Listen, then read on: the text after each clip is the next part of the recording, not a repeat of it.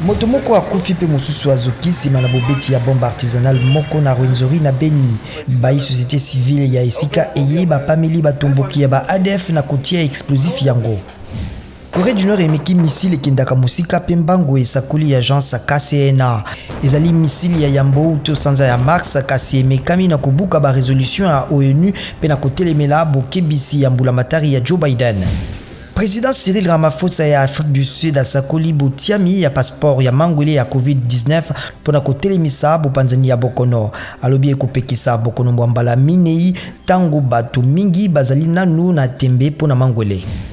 Basoda bakambami na lieutenant colonel Mamadi Doumbouya bakobanda uto lobi bokutani pona kotia na esika mbulamatari ya bosangisami na Guinée. Bakokutana lobi na bayi politique, société civile pe ba compagnie ya mine pe au moins misato na mangomba ya ba politiki pe bakambi ya biyamba.